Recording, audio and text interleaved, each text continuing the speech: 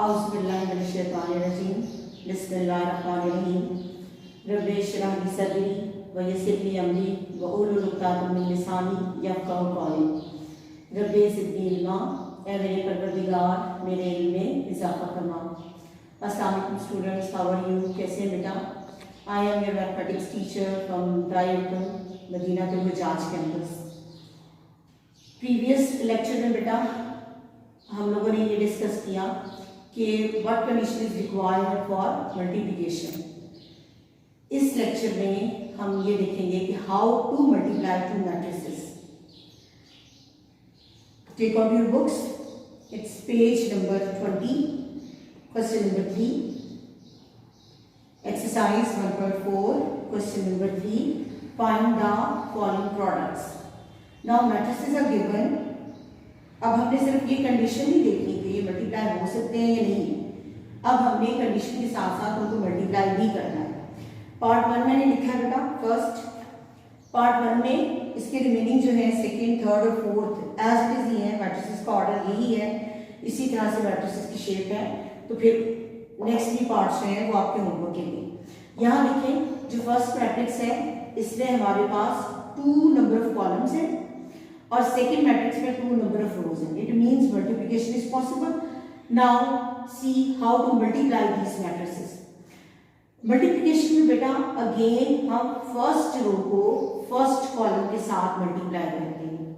Multiplication में first row को first column के साथ मल्टीप्लाई करते हैं, लेकिन मल्टीप्लिकेशन उसी तरह करनी है कि फर्स्ट एलिमेंट को फर्स्ट एंट्री के साथ और सेकेंड एलिमेंट को सेकेंड एलिमेंट के साथ। यहाँ देखें पहले हमने रो का फर्स्ट एलिमेंट लिया विच इज 1, वहां से हमने अपने कॉलम का फर्स्ट एलिमेंट लिया विच इज 4।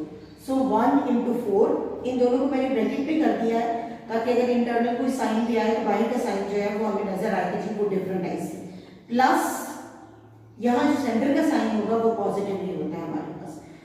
2 into 0, 2 जो है वो हमारी फर्स्ट रो का सेकेंड एलिमेंट है और 0 जो है वो हमारे दूसरी साइड के कॉलम का सेकेंड एलिमेंट है।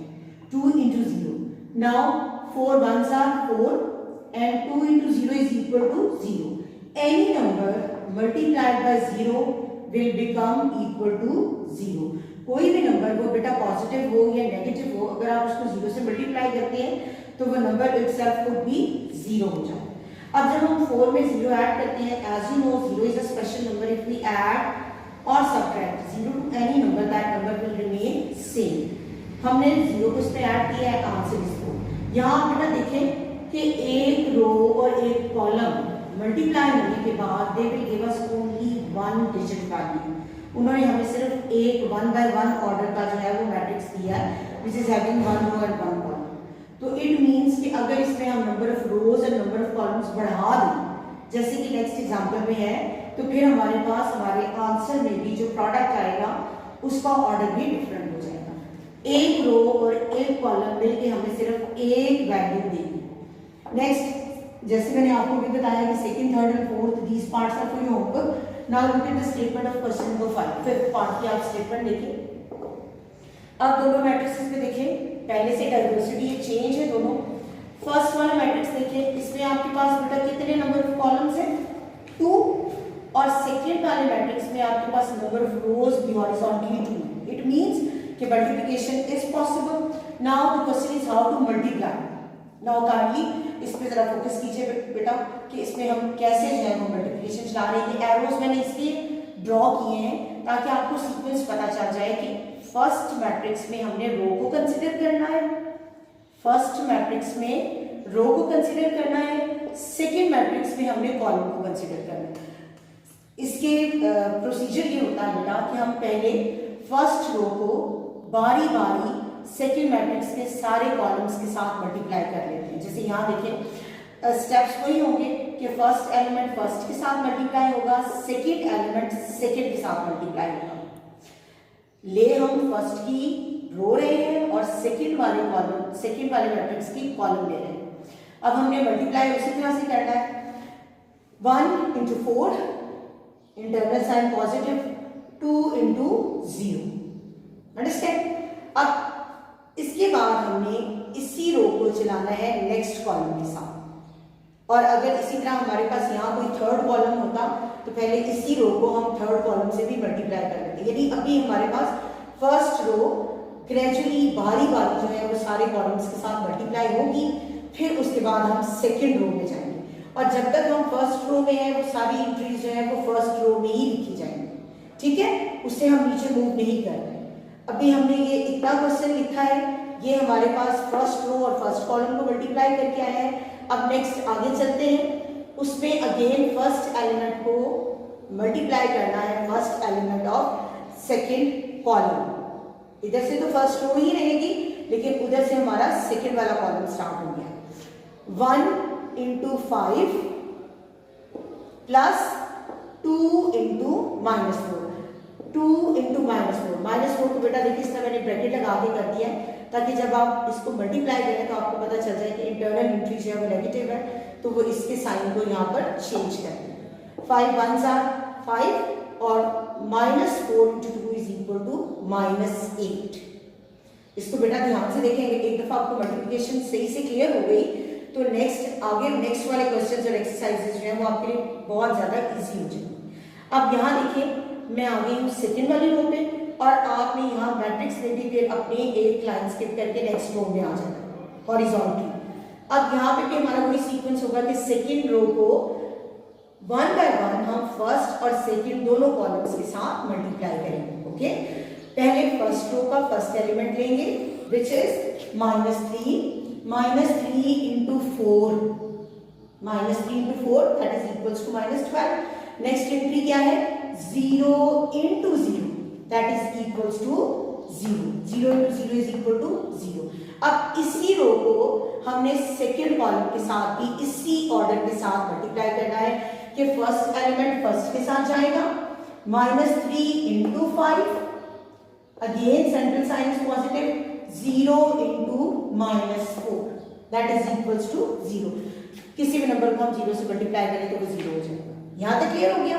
अब उसके बाद हम आगे बेटा थर्ड वाली रो में, अगर तो इस मैट्रिक्स में 2 ही रोज होती तो ये हमारा क्वेश्चन यही स्टॉप हो जाता है, फिर ये लास्ट वाली लाइन ना होती।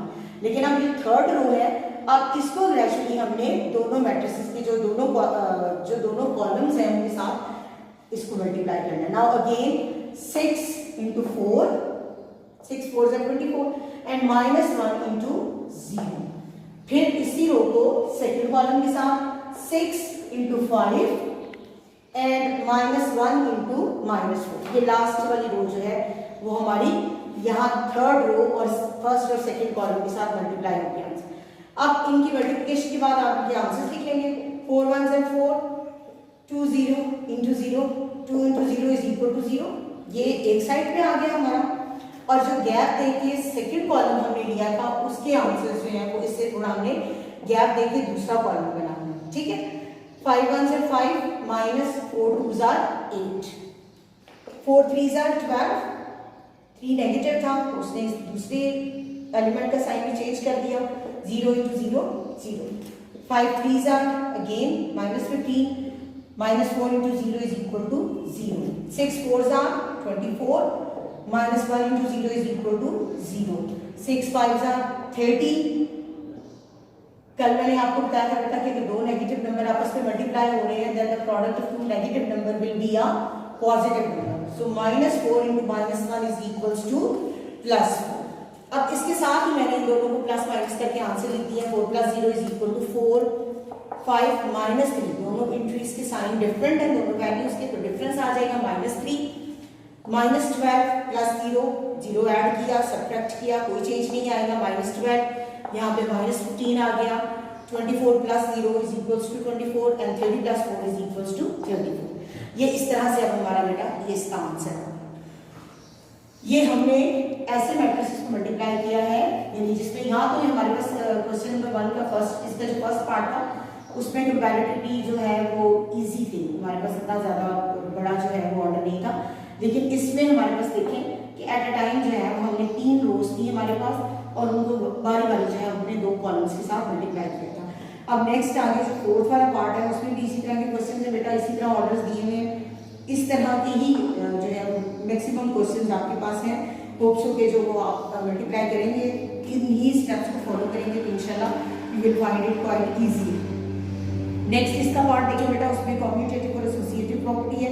कम्यूटेटिव प्रॉपर्टी का भी मैंने आपको बताया है ऑन सेम पेज नंबर 20 के जो commutative property law commutative law है under multiplication in matrices it does not hold in general, कि मैक्सिमम क्वेश्चंस में मल्टीप्लिकेशन जो है कम्यूटेटिव कंडीशन के लिए वो एग्जिस्ट नहीं, यानी A into B is not equal to B into A, क्योंकि वो नंबर ऑफ कॉलम्स और नंबर ऑफ रोज जो है वो चेंज हो जाते हैं, तो मल्टीप्लिकेशन पॉसिबल नहीं रहती। नेक्स्ट इंशाल्लाह जो है उसके बाद हम मल्टीप्लिकेटिव इनवर्स और नेक्स्ट टॉपिक्स को डिस्कस करेंगे। तो होप सो बेटा कि आपको जो है मल्टीप्लिकेशन बिल्कुल ठीक से समझ आ गई होगी कि मल्टीप्लाई कैसे करना है, किस तरह से हमने रो और कॉलम की एंट्रीज को जो है वापस में मल्टीप्लाई करना है। नेक्स्ट क्वेश्चंस में भी इसकी प्रैक्टिस होती रहेगी, लेकिन हमारे टॉपिक्स जो है वो थोड़े से चेंज होंगे। आज के लिए इतना ही, इसकी प्रैक्टिस कीजिएगा बेटा, क्योंकि मैथमेटिक्स में आपको पता है कि प्रैक्टिस के बगैर जो है वो आपको कोई भी क्वेश्चन जो है वो सही से नहीं आता। ये पार्ट एक मैंने करवाया, रिमेनिंग पार्ट्स हैं वो जितने ज़्यादा प्रैक्टिस करेंगे इट मीन्स कि आपको उतने अच्छे से इसकी समझ आए। ठीक है, तो आज के लिए इतना ही। थैंक यू, अल्लाह हाफिज़।